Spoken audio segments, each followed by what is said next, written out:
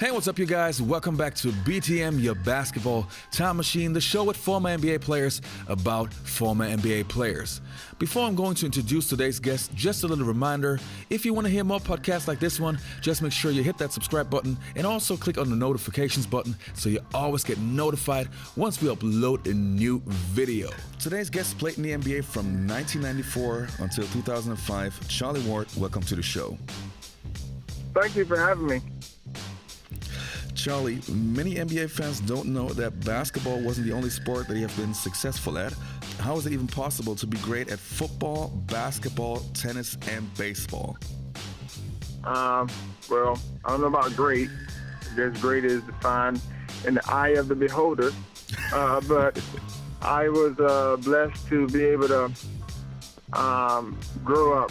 You know, my entire life had a gift. Hand-eye coordination was something that I was gifted with from the Heavenly Father, and I used it at all times. Even growing up, I used that gift to bounce the basketball in the house, which I wasn't supposed to do.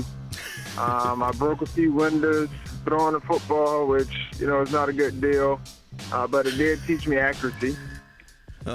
And you know, I enjoyed it from, you know, youth. And so when I got an opportunity to play in an organized sport, you know, for quite some time, I mean, during my high school and my college days, I didn't really want to give up any sport. But I decided to play two sports in college, and it led to me an opportunity to continue to pursue my goals of playing professionally, or a dream of mine, play professional sports. And I was blessed to be able to have an opportunity to play in the NBA for 11 years. Yeah. So when was the first time that you actually realized, like, hey, I'm pretty good at basketball? I was always one of the better athletes on my block, you know, at home, our neighborhood. Always had a hoop in the backyard, and had a few run-ins with my sister, who's 4 years older, which taught me about being tough. And so that was something that, you know, I enjoyed doing, but I also just enjoyed, you know, competing. And, you know, I don't know when it all started, but I do know it started like in elementary school. Any player you looked up to as a child? Any basketball player? I mean, during my days of growing up, the 76ers were good. So I was, you know, I would go in the backyard after a 76ers game. I was most times I was Andrew Toney. Oh, nice. I was a guy that I watched a lot. Doug Collins was another guy that I watched, and Bobby Jones. Oh, nice. So, you know, the 76ers was my team. They were, of course, you know, one of the top teams during that time. I mean, everybody wanted to be Dr. J. Yes. George McGinnis. And so, you know, those guys were, you know, fan favorites. And of course, Magic Johnson, everybody wanted to pass like him. So, you know, all those guys were, you know, guys that I watched growing up, and, you know, would go in the backyard and try to be. All right. You always wore number 21 and number 17. Was there any meaning behind the numbers? Well, I wore 21 in the pros, you know, and 17 I wore football number, and also in two of my stops in the NBA, the San Antonio Spurs and the Houston Rockets.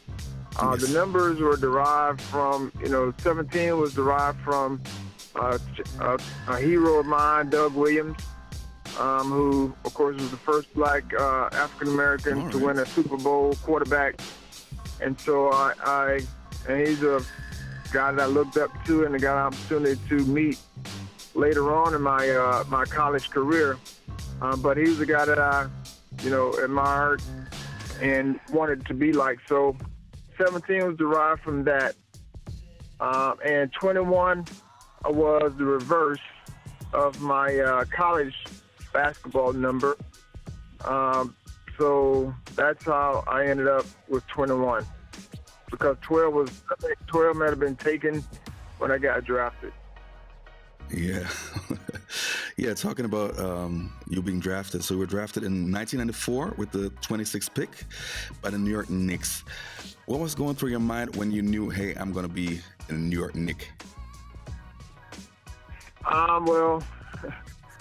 Just 6 months, a few months earlier, while I was in New York for the Heisman, right when I was leaving to come back to Tallahassee, Thomasville, one of the things that I said that I could never live in New York City, and so when I was chosen, by New York to play for the Knicks, I always tell this story when I'm speaking, that if you ever want something to happen, just tell God that you don't want to do something. And so, I was given the opportunity to play in New York, and just like my life story, I've had to make adjustments and figure things out. And so I was able to figure out how to make my way in New York with the traffic and dealing with the people. But the organization was great.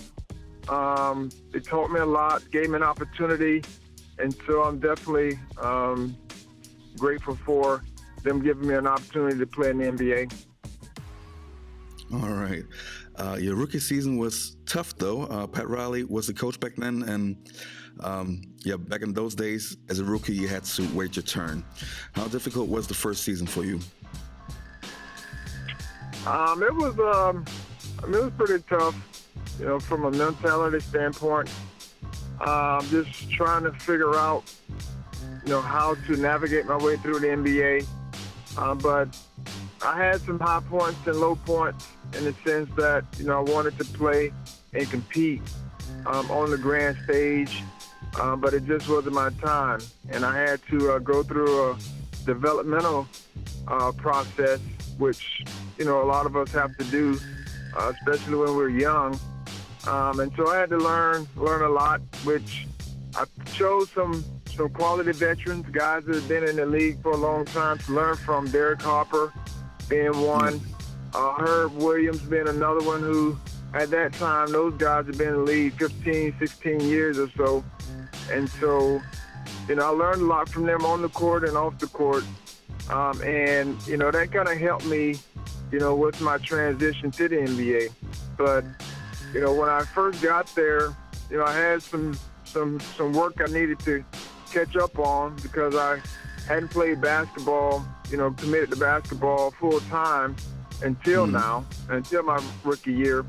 And so I wasn't prepared from a skill development standpoint to be able to compete at a high level. And so I had to come to grips, with that, with the simple fact that I wasn't prepared to play, in front of the guys that were there.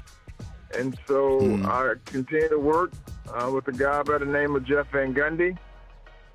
Each and every day I came in hour before practice, and we did skill development with the other guy that got drafted with me, Monty Williams, who's a good friend. And so we came in each and every day and worked. And, it was tough sitting on the bench watching, but I knew that God had a plan. Once I got over my initial competitive spirit, that I wasn't going to get a chance to play, regardless of how hard I worked in practice or before practice. And so, it was a great learning experience. When I look back, it was something that I really, really needed to help me develop and grow into the type of basketball player and person that I needed to be. So in your second season, Pat Riley leaves your team and actually is heading to the Miami Heat. Was that a surprise to you guys back then, or did you feel during the season that he might be doing something else after the prior season? I mean, we kind of knew. I don't know if we kind of knew, but we knew that it could possibly be his last year. They had made a good run, and I don't know what the fallout was or the reason why he left, but he ended up going to the Miami Heat, and I think he was in the front office or had more say-so in the front office as a coach as well. So that may have been some of the issue, but nonetheless, we went through a transitional phase. We had Don Nelson come in. Yes. My second year, and he didn't pan out long term, so he ended up getting relieved from his duties mid-season, and they Yes. gave the job to the interim job to Coach Van Gundy, and we went on to do great things the rest of the season. So they ended up making him the permanent head coach, which was great for me,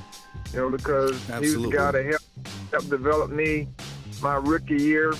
And when Coach Nelson came in, he didn't give me an opportunity to, work for the either the starting position or the backup position. So I ended up being the third point guard, and and the odd man out. But I continued to work and develop, my craft. And once I got my opportunity, I made the most of it.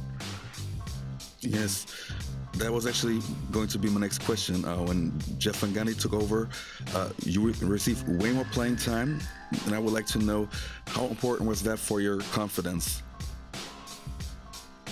Well, I mean, it was just, and I share this story, and to everyone that I talk to, about just being prepared, but you never know who's going to help you along the way. So you always have to treat people with respect. You always have to put yourself in a position to take advantage of the opportunity.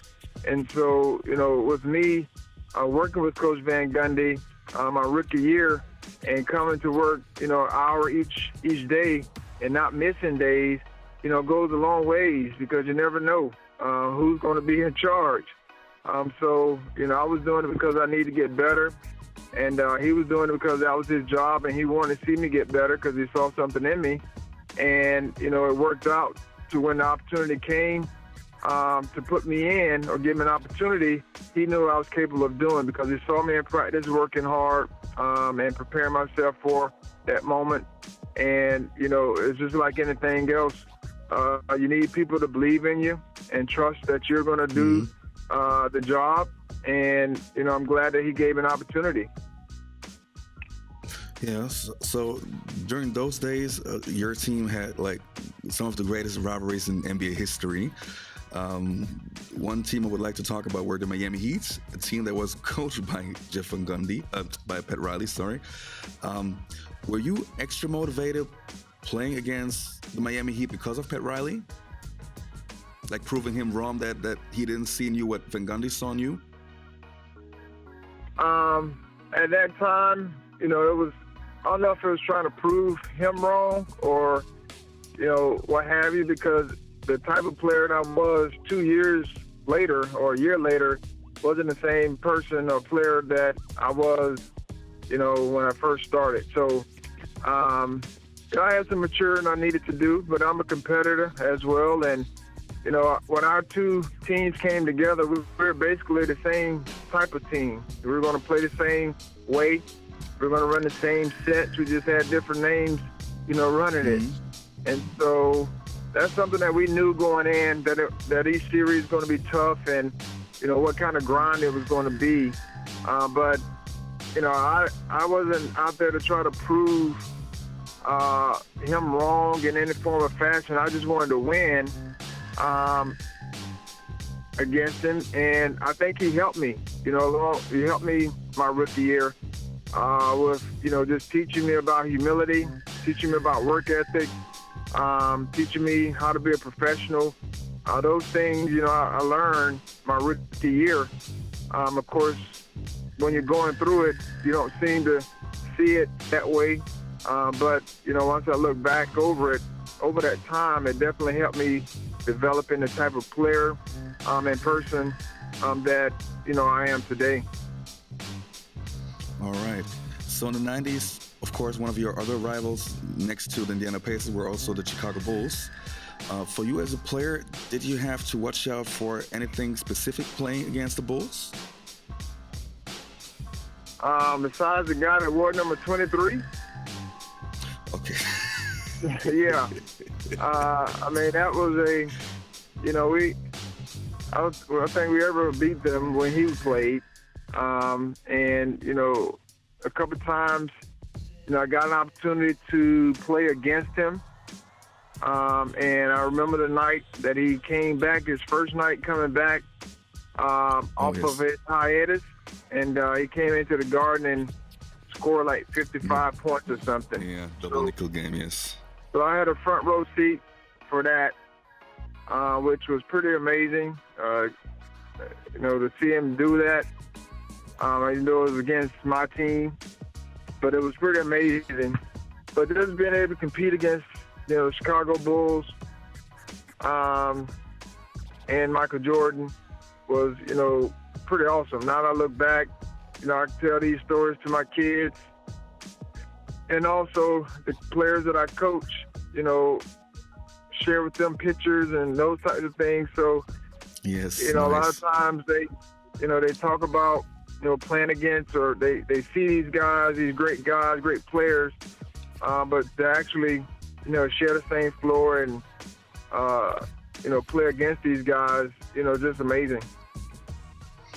Okay, but I just want to get some more details. Of course, Michael Jordan was somebody you really had to watch out for. But to me, as a fan, it always looked like even when Jordan put up great numbers against your teams, he always had to work the hardest scoring against you guys. Because to me, as a fan, it always felt like that you really challenged the Bulls every single time.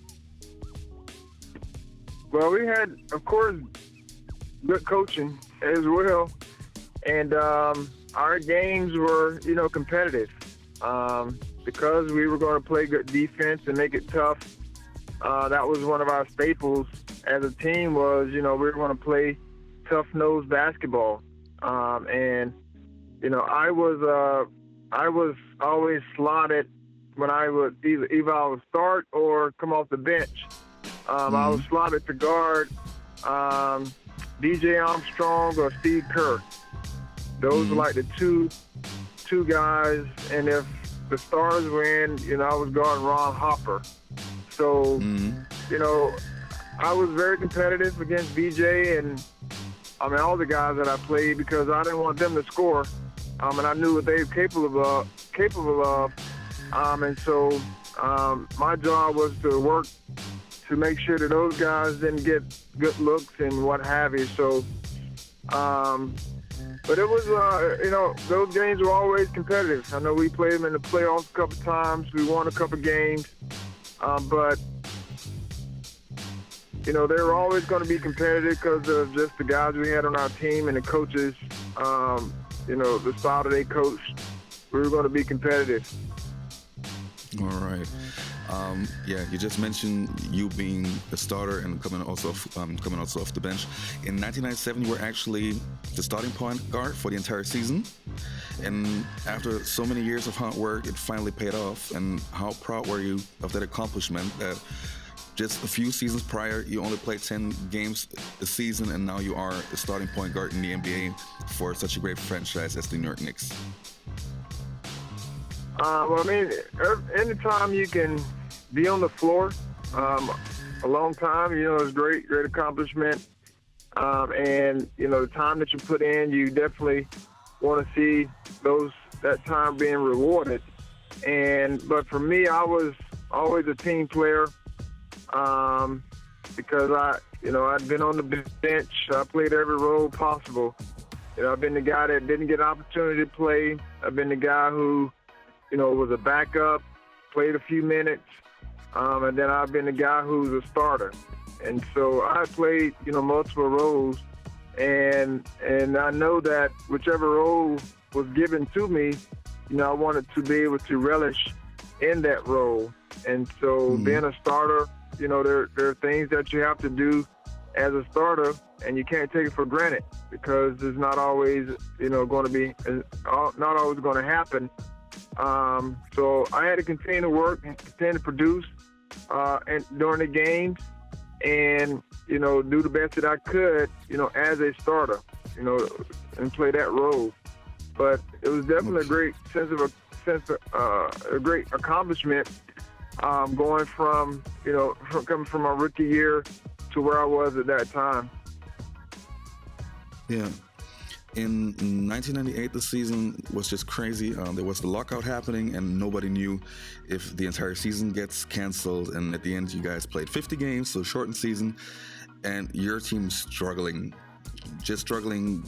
almost missing the playoffs. And then suddenly, you guys are getting better and better and playing as a team, and you guys even make the finals. What do you remember from that season? Well, the season was, shortened, of course, due to the lockout. And, we also went through a little transition with our roster. We had some new players being added during that time. So we didn't have the benefits of having a full training camp. We did play with one another as far as in the off season. I mean, doing pickup ball and those types of things. And so that was something that we did, but of course you always have to have chemistry. There was no coaching there and what have you. So once we got into the season, we were still trying to figure one another out, how to play roles, those types of things. And it took us some time. And we were blessed to be able to have opportunity to be in the playoffs. I think we barely made it in. We were the 8th seed. But we knew we had great talent, and we upset, the number 1 seed. During that time, it was 5 games, I do believe. And so when you have 5 games, anyone can beat anyone. And so it was a great feat for us, and we rode that momentum going into. After the first series, we rode the rest of the momentum going into the finals. And then we just ran into, injuries where some of our better players weren't able to play. Patrick was hurt. Larry was hurt as well. And so missing 2 of our main guys that contributed a lot during that season, going against a San Antonio Spurs team that was loaded, with rookie Tim Duncan and David Robinson and all those guys. And so we were missing, some guys, but we competed as hard as we could. We just weren't able to get over the hump. Do you feel that if, let's say, Patrick wasn't hurt and Larry Johnson was not hurt, that you guys had a shot? Because I think so. Actually, I remember back in the days, I actually thought you guys will still win, even though both players are injured. Well, we would have had a legitimate chance. What I mean by legitimate meaning, it could have gone either way. Without those 2 guys who were, production guys for us, high production guys, offensively and defensively, taking them out of the lineup definitely hurt us against, the firepower that San Antonio had inside, their inside presence. And so it took 2 of our big guys away, which was their strength, and it just didn't work out for us.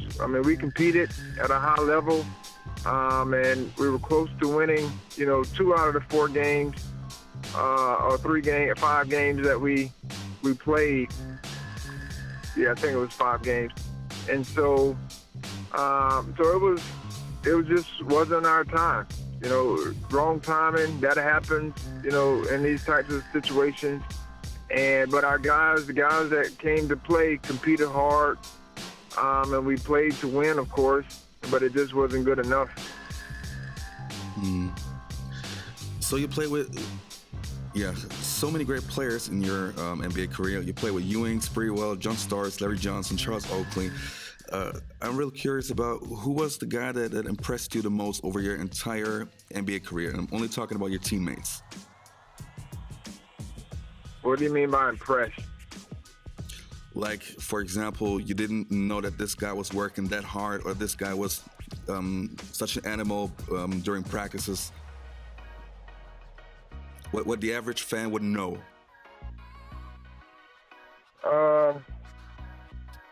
There's quite a few guys that put in time with their craft to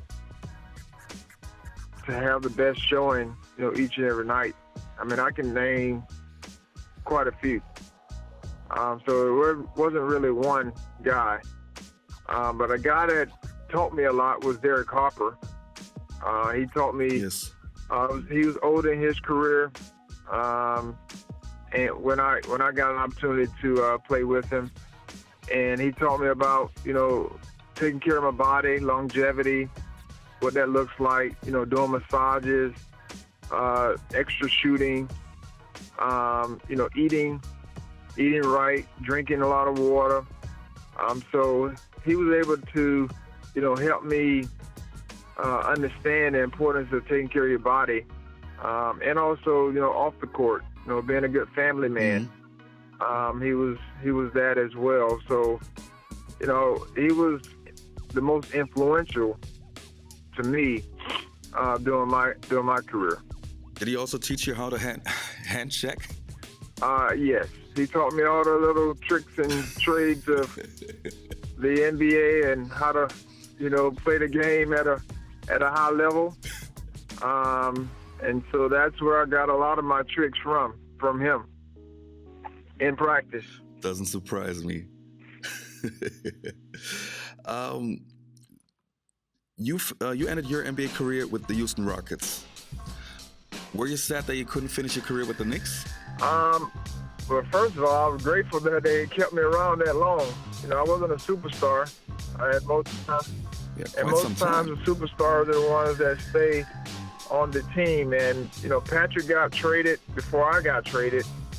He was there longer than I was, but he got traded before I did. And so, I was grateful that, I was able to stay in New York for 9.5 seasons. And so, once you get older and you're on the back end of the contracts, you normally get thrown in deals and what have you. So I was thrown in, a deal for Stephon Marbury to go to Phoenix. But, I was just grateful to be in New York for as long as I was. Okay. You already touched the topic, your post-NBA career. You've been pretty active, and you also published a book. What is your book about? I'm curious. Yes, my book is called The Athlete, and it's essentially my life story, my God story, and it has a bunch of stories in there from, how my mom and dad met, to my high school, my upbringing, my high school career, football, basketball, all the things, the challenges I had to go through early on to be able to, be successful.